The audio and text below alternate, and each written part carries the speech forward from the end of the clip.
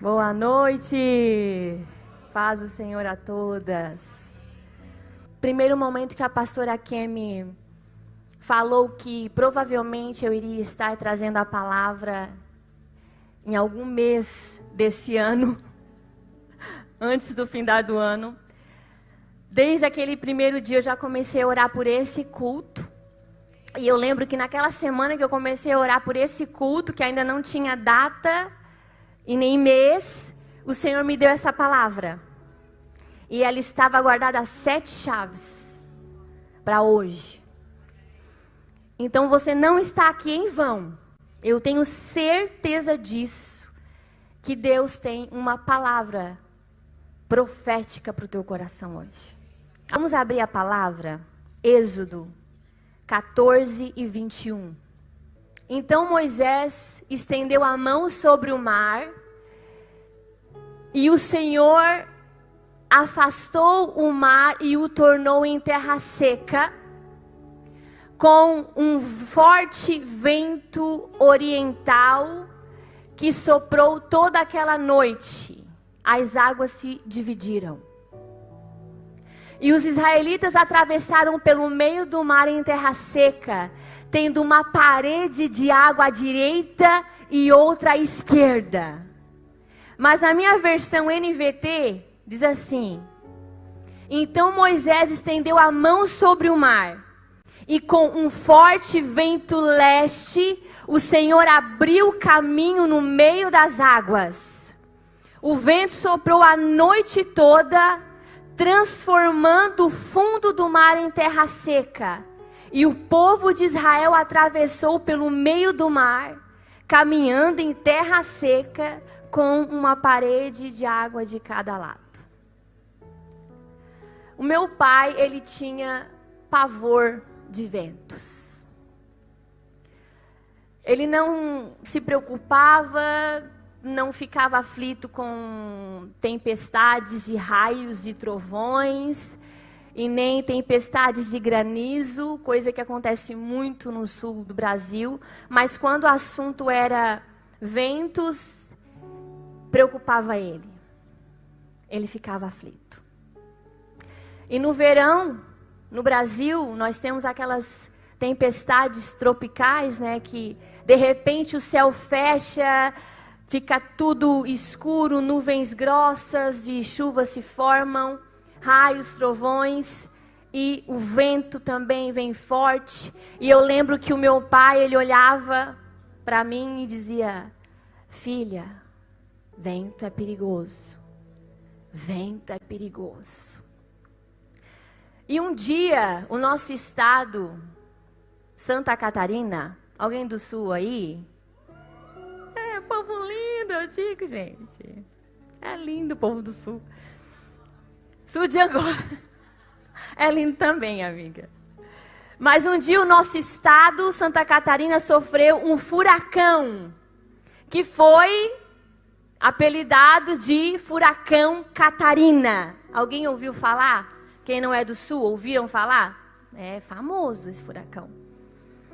Furacão Catarina foi o único furacão registrado na história de Santa Catarina, e eu acho até que do Brasil, porque não é normal no nosso país acontecer furacões, mas aconteceu. E eu fui para o Google pesquisar, saber, relembrar do furacão Catarina.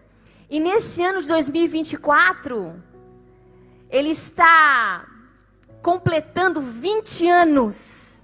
É, querida, você está velha. 20 anos. E ele deixou mais de 30 mil famílias desabrigadas e alguns mortos. Eu tinha 16 anos de idade. E eu lembro como se fosse hoje. O meu pai passou a madrugada, todos nós, ninguém dormiu, mas ele passou a madrugada com um radinho, ele era desses, um radinho na orelha, ouvindo o meteorologista narrando o vento e dando alertas, porque foi muito grave. E ele dizia: o meteorologista: não saiam de casa. Se você está na estrada, procure um lugar seguro. Não fique embaixo de árvores.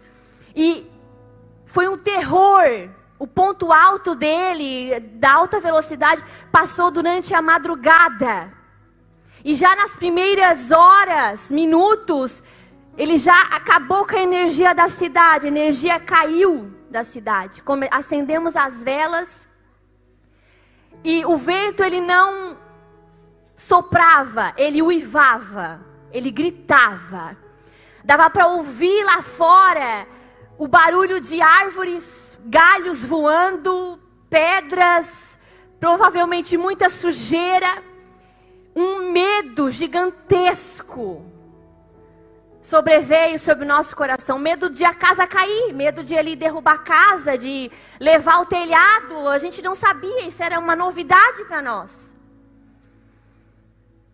E o meu pai andava de um lado para o outro dentro de casa, com aquele radinho, com o olho arregalado. Que perigo, minha filha. Meu Deus, meu pai não era cristão. Enquanto ele andava de um lado para o outro, a minha mãe, cristã, uma mulher de Deus até hoje, ela ia para o quarto orar. E dava para ouvir, que a nossa casa era pequena, as orações dela, repreendendo o vento. E dizendo: Deus, essa casa é tua, nós somos teus. Acampa os teus anjos ao nosso redor. Não deixa que nada de mal aconteça na nossa casa. Porque a nossa casa era uma das mais simples da rua. Ela era completamente exposta. Não tinha grade, não tinha muro. Era totalmente exposta. E nós passamos a madrugada naquela tensão. A minha mãe de um lado repreendendo o vento e dizendo: vai orar, Rafaela. Vai orar, Júnior. Tem que orar. E o meu pai, né, ele sabe. Imagina, gente. O homem conhece a mulher de Deus que tem. Ele olhava para minha mãe assim regalado. Porque ele sabia que ela estava certa. Tinha que orar, tinha que clamar. Pois bem, vencemos a madrugada. E entre 6 e 7 da manhã, eu acho, todo mundo foi para fora. O vento passou. A gente já deu de cara com a sujeira, vários galhos de árvores por todos os lados. E a gente foi para o meio da rua, todos os vizinhos, porque a gente queria ver melhor o telhado das casas, né, da nossa casa, o que o vento tinha feito, as telhas que ele tinha levado. Só que antes de olharmos cada um para as suas casas, a gente lá no final da rua viu a igreja católica do nosso bairro e o pavilhão da igreja católica que ficava do lado, um do lado do outro. O vento tinha arrancado o teto inteiro da igreja católica e do pavilhão.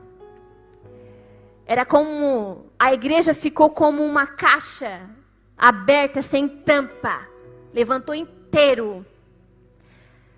E aí nós fomos olhar para a nossa casa. Meu Deus, e a nossa casa? Nenhuma telha saiu do lugar. Meu pai ficou chocado. Nem uma telha se levantou do lugar. Grande foi o livramento. Meu vizinho, que recém tinha construído uma casa nova, perdeu metade do telhado. O furacão levou metade das telhas da casa dele. Mas por que eu estou falando sobre isso, sobre ventos? Porque o texto que nós lemos fala sobre ventos também. Não ventos que vêm para destruição, para destruir como foi o furacão Catarina, mas ventos que sopram para abrir caminhos no mar. Eu vou ler o texto mais uma vez. Então Moisés estendeu a mão sobre o mar e com um forte vento leste, o Senhor abriu caminho no meio das águas. Com um vento forte leste, ele abriu caminho no meio das águas. Existem ventos que não são para destruição, mas para abrir caminhos no mar. Existem ventos que não vêm para destruir, mas para fazer mudanças necessárias que precisam acontecer. E Deus trouxe mulheres aqui para ouvir essa palavra. Ventos têm soprado sobre a tua vida, sobre a tua casa. Eu não sei se é no teu casamento, eu não sei se é no teu emocional, eu não sei se é na tua família, mas você não tem entendido. Você não tem entendido e acha que esse vento veio para te destruir. Mas não, esse vento está fazendo um novo caminho que te levará para uma nova fase. Eu vou repetir. São ventos que estão soprando e criando o caminho que vai te levar para uma nova fase. O texto diz: o vento soprou a noite toda, na minha versão, transformando o fundo do mar em terra seca. Observem as palavras vento e transformação na mesma frase. O vento soprou a noite toda, transformando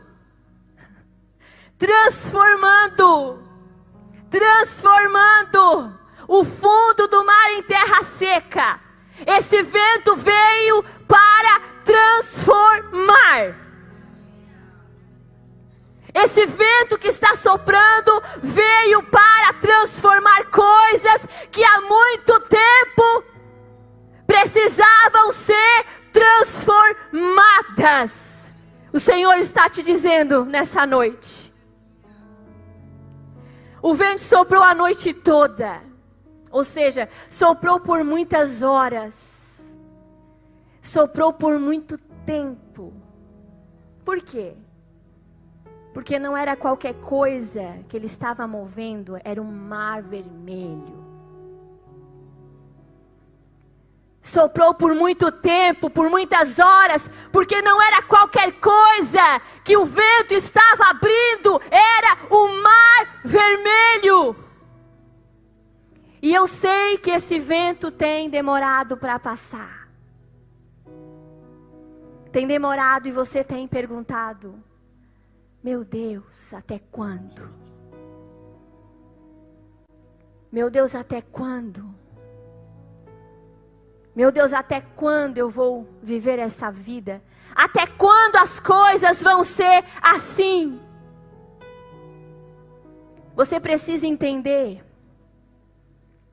que tem demorado, porque não é qualquer coisa que Deus está fazendo. É grande, é poderoso, é extraordinário o que Deus está preparando para você e para tua casa. Eu sei que você ainda não consegue ver. Eu sei que você ainda não consegue perceber, mas o mar está se abrindo. O caminho está sendo formado. O caminho está sendo formado. Não é porque você não enxerga que Deus não está fazendo.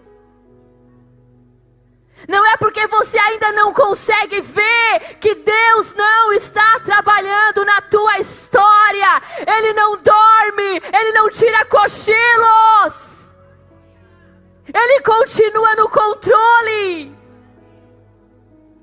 Em Êxodo 14:1, o Senhor disse a Moisés: diga aos israelitas que mudem o rumo e acampem em frente de Pi-Hairote, entre Migdol e o mar. Acampem-se à beira-mar de fronte de Baal-Zefon. O faraó pensará que os israelitas estão vagando confusos, cercados pelo deserto. Então endurecerei o coração do faraó e ele os perseguirá. Eu serei glorificado por meio do faraó e de todo o seu exército. E os egípcios saberão que eu sou o Senhor. No início do capítulo 14, nós vemos que tudo o que estava acontecendo era plano de Deus. Cada detalhe. Eles irem por aquele caminho, pararem em frente ao mar. Deus diz para eles, para Moisés: mudem o rumo, acampem-se à beira-mar. O faraó pensará que vocês estão confusos, cercados pelo deserto. E faraó pensa que eles estão confusos mesmo, que estão no caminho errado. Vai ser fácil para destruí-los, faraó pensou. E aí versículos mais à frente mostra que o povo também ficou confuso. O povo se desesperou e correu para Moisés. Moisés, não tinha túmulo suficiente no Egito. Precisava tu nos trazer para cá, para morrer aqui. O povo fica confuso também, achando que Deus havia levado eles para aquele lugar para morrer ali. Muitas vezes, minha irmã, é confuso mesmo. É assustador o barulho do vento. Dá medo, dá pavor. E tem mulheres aqui que estão como o povo de Israel estava, confusas, achando que está tudo perdido. Você olha e parece que não vai sobrar nada. Que o vento vai levar, não vai sobrar casamento, não vai sobrar saúde mental, não vai sobrar dinheiro, não vai sobrar trabalho, não vai sobrar um futuro feliz. Você se vê confusa, perdida, angustiada, e os teus inimigos dizendo: onde está o teu Deus? Agora acabou para ela. Agora é o fim. O vento está carregando tudo, a esperança, a energia, os recursos. Deus te trouxe aqui para isso. Deus está criando um caminho nesse mar. Deixa o vento soprar, ele não perdeu o controle. Ele vai fazer todas as coisas cooperarem para o teu bem. Ele não perdeu o controle, eu disse.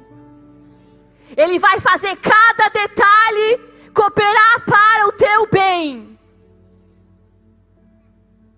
Ele está vindo com mudanças. Ele está vindo com o extraordinário.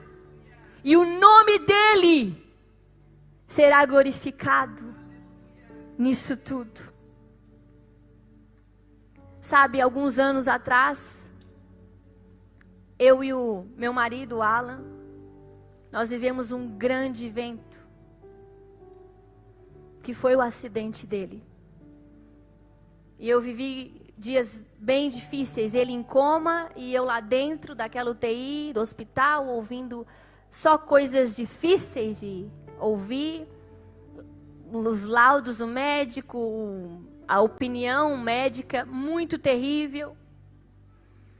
Mas assim que ele saiu do hospital, totalmente curado para a glória de Deus, muitas mudanças radicais começaram a acontecer na nossa vida.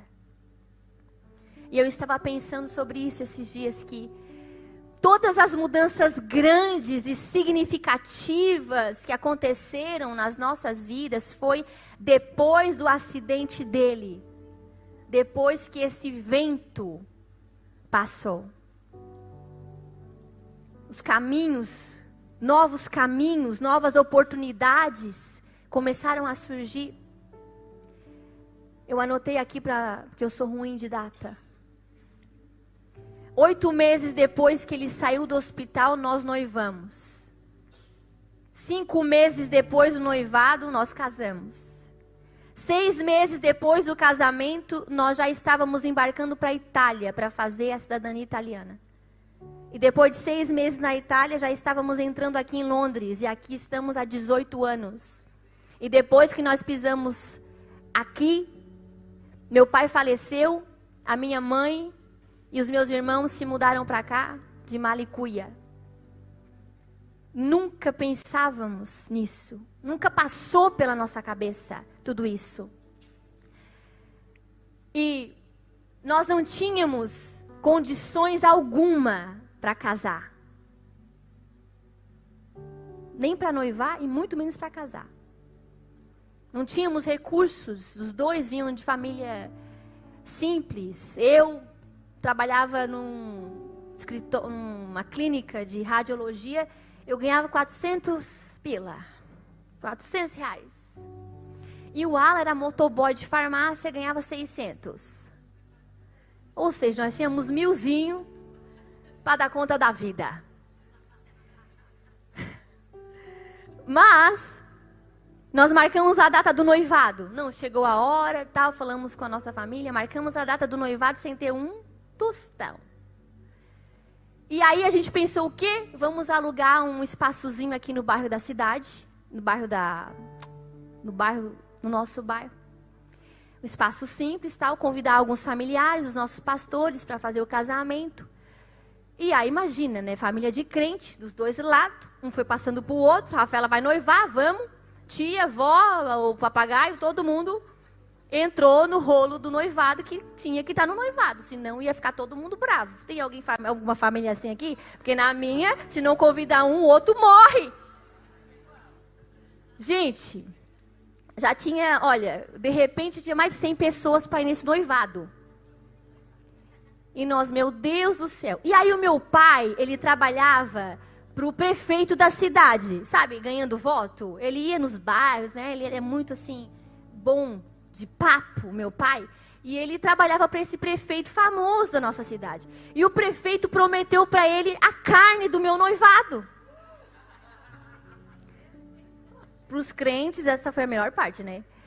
Ele prometeu a carne. Pois bem, gente, estávamos felizes. Diva, pega o testemunho, irmã. Senti agora, vai recebendo. Estávamos felizes. Meu Deus, agora beleza. A minha tia faz a maionese, aquela coisa, né? Povão, gente, farofada.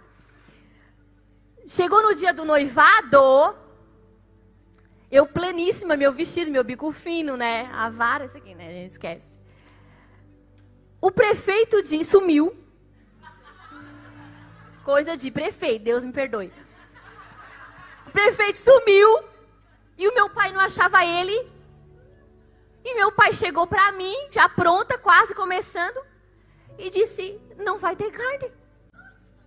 O principal, né, para crente, não vai ter. Vamos ir, começou a maionese e farofa, misericórdia. Ficamos um pouquinho só desesperados, porque horas antes, o Alan, meu marido, recebeu uma indenização do acidente de quase 30 mil reais. Queridas, foi churrasco até na sobrancelha. Oh, mas os crentes comeram. Se não foi Deus, não sei o que foi. Nós estávamos igual pinto no lixo, né? 30 mil reais. Nós usamos muito isso em Criciúma, pastor. Essa expressão forte. Ok, fizemos o noivado, amém. Ok, agora resolvemos casar. Bom, nós vamos casar daqui 5 meses, né? Foi. 5 meses nós vamos casar. Sem nada também. O dinheiro já tinha ido. O brasileiro acabou com os dias segundos, né? Achou conta, surgiu até... Fizeram fila. Me dá 5, me dá 10. Resumindo. Vamos casar. Não tínhamos nada. Mas uma coisa a gente colocou no nosso coração. Eu e meu marido. Ele disse, eu não vou morar com a sua mãe. E nem eu com a sua. Então... decidimos, não vamos morar com sogra, nós vamos pro nosso cantinho. Gente, eu tinha 18 anos, não façam isso em casa. Ele tinha 20. Vamos pro nosso cantinho. Começamos a orar, Senhor, abre as portas, onde é que nós vamos morar? Senhor, qualquer meia água, nós estamos indo. Senhor, não tem problema, só queremos um colchão, né, para dormir. E Deus vai abençoar. Gente, de repente meu cunhado... minha irmã está aqui como prova, ele diz, olha, o meu primo, ele tem um apartamento no centro. E ele quer alugar. E nós assim, meu Deus, no centro da cidade. Aí, nós assim, quanto que ele está cobrando? R$250 ele faz para você. Gente, de graça, né? Meu Deus, pegamos o apartamento. R$250 para nós, fizemos os cálculos, 1.000 menos 250. Já vai dar para comer e pagar, tá. Ficamos com o apartamento. Quando fomos olhar o apartamento, vocês sabem que no Brasil é tudo vazio, né? Para de rir, depois a Silvana tá rindo, pastora. No Brasil é vazio, não é igual aqui que vem tudo. Não tinha problema, a gente queria saber de casar. Vamos casar. Nem que tenha só um colchão. Chegamos dentro do apartamento, a cozinha já estava pronta. Sabe aquelas embutidas chique? Nunca vi aqui. Eu digo, gente, já temos a cozinha. Deus foi assim, ó, respondendo. Pronto, tá tudo bem, já temos onde cozinhar. Tinha também a máquina de lavar roupa. Continuamos orando, Senhor, move o coração, faz um milagre, Senhor, tá tudo bem, mas assim, não temos cama, não temos guarda-roupa, não temos nada do banheiro. A avó do Alan, viva até hoje, 90 anos, gente, mulher de Deus, ela disse, eu dou o jogo de quarto para vocês. Nos levou na loja e disse, escolhe, recebe, Eva. E disse, escolhe, eu escolhi, tudo combinadinho, sabe? A cor da cama, que coisa maravilhosa. Vocês sabem, né? Pobre na minha casa é tudo diferente a cor. Nada combinava com nada. E Deus foi abrindo as portas. Casamos. Não fizemos festa, tá, gente? Porque ou nós comprávamos o resto das coisas, ou nós fazíamos outro churrasco. Então, vamos comprar o resto das coisas. Casamos, Deus abriu as portas, foi abrindo, fazendo coisas inimagináveis. 6 meses depois do casamento, a minha tia, que já morava aqui na Inglaterra há 4 anos, viveu ilegal aqui com a família por 4 anos, ela tinha descoberto a cidadania italiana. Era uma descoberta para nós naquela época. Há mais de 20 anos era novidade para nós isso. E aí ela foi para o Brasil e disse, já chegou falando, tu tem descendência italiana? Teu sobrenome é italiano? Tu tem avô italiano? Aquela loucura. Para saber quem era descendente para nos trazer. Porque da nossa parte, não existia. Ela procurou até na descendência do faraó. E não encontrou nada. Quão frustrante é. Gente, eu juro, ela foi até no faraó e não encontrou nada. E aí, ela chegou pro Alan. E disse, Alan, tu quer carne fresca na família, né? Tu é italiano, tua avó é italiana, quem é italiano? Eu assim, minha avó é italiana. Ela, meu Deus, mentira, como é que é o sobrenome? Valvassori, italiano puro, avó do Alan. Pronto, tem cidadania. Vocês vão pra lá, vocês não têm nada mesmo, lá vocês vão comprar um carrinho, uma casinha. Aquela coisa, né, recém-casada, gente. Ainda tava com 18 aí, olha só a rapidez do negócio. E aí, tá bom, vamos, nós não estávamos entendendo nada. Não, vamos fazer. Ela disse, eu vou pagar tudo. Ela pagou desde a primeira certidão que a gente tirou no cartório. Claro que depois a gente chegou aqui e pagou até com juros. Com licença que nós honramos a palavra. Mas ela deu todo o suporte. Coisa de Deus mesmo. Gente... Lembre-se que é Valvassori, né? O sobrenome da família do Alan. Chegamos no primeiro cartório na nossa cidade, Criciúma, Santa Catarina. Para tirar a primeira certidão, sabe? Aquele processo, né? O do Alan, do pai dele, blá, blá, blá. Quando eu chego no cartório, assim, ó, na mesa da atendente, um bolo de panfletos, escrito assim, faço cidadania italiana. Não sei o que, Cláudia Valvassori. Eu disse, Alan, essa mulher faz cidadania, ó. Vamos lá no escritório dela, o mesmo sobrenome que o teu. Não, gente, sério, nós estávamos em oração, em jejum, e Deus foi abrindo as portas. Porque eu olho para trás, eu digo, meu Deus, só tô. Gente, chegamos no escritório dessa mulher. Descobrimos até que ela é meia parente do Alan, distante.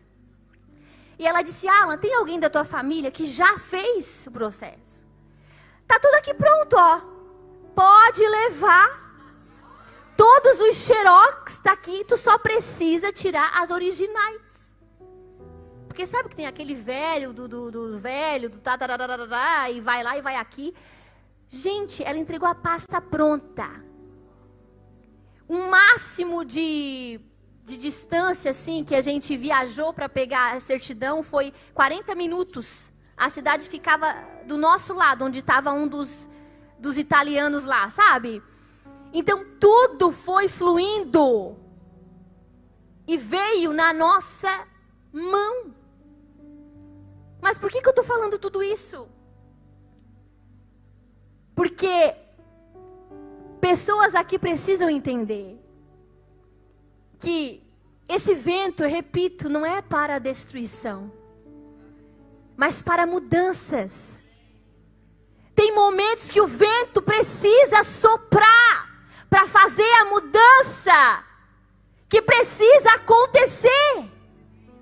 Se esse vento não soprar, não vai haver mudança, gente. Tem coisas chegando na sua vida.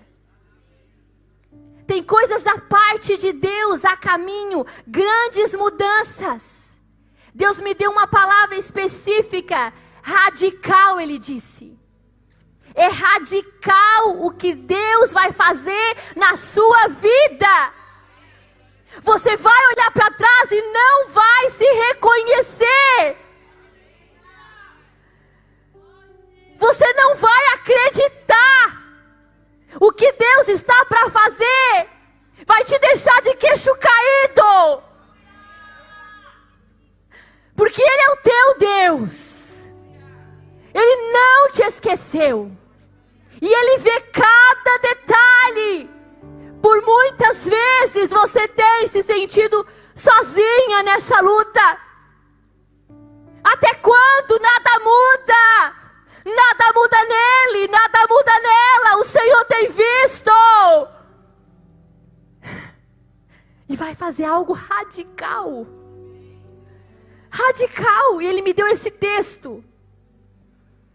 No versículo 13 desse mesmo capítulo, Moisés diz ao povo de Israel, que estava desesperado, escuta, ele diz, não tenham medo, apenas permaneçam firmes, e vejam como o Senhor os resgatará nesse dia.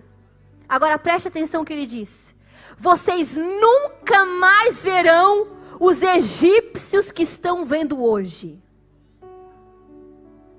Vocês nunca mais verão os egípcios que estão vendo hoje. Você nunca mais vai lutar essa guerra, minha irmã. O Senhor está prestes a dar um basta. Um basta. Nunca mais você vai lutar essa guerra. Porque até hoje você tem lutado e lutado e lutado. O Senhor está vindo com um basta na tua vida. Um basta. Dessa vez o Senhor está dizendo, eu estou colocando um ponto final. Esse problema vai desaparecer para sempre. Eu disse, esse problema vai desaparecer para sempre. Porque ele aparece. Você tem a sensação que vence. Mas ele está lá. E de repente ele surge de novo. E você enfrenta. E ele parece que murcha. E de repente se levanta de novo. E é a vida toda assim. O Senhor está dizendo, é um basta que eu vou dar. É um basta que eu vou dar. Chega! É um ponto final que eu vou dar. Por amor a ti, Ele te diz. Por amor a ti, Ele te diz. Porque Ele tem visto. Ele viu desde o primeiro dia que você começou a sofrer com isso. Ele viu desde o primeiro dia e Ele diz hoje: basta, basta, permaneça firme, porque o meu basta está chegando na tua vida. O meu basta está chegando. Nunca mais, o Senhor te diz, xererabaixo, nunca mais você vai enfrentar esse gigante, porque eu estou chegando para cortar a cabeça dele por completo. Não é só para derrubar, eu vou cortar a cabeça, e você vai levantar a cabeça e dizer: o Senhor me deu um basta. O Senhor colocou um ponto final, por amor à tua vida, porque Ele te ama, Ele te vê, e você só está de pé, porque Ele tem te sustentado. Você só está em pé até hoje, porque Ele tem te sustentado.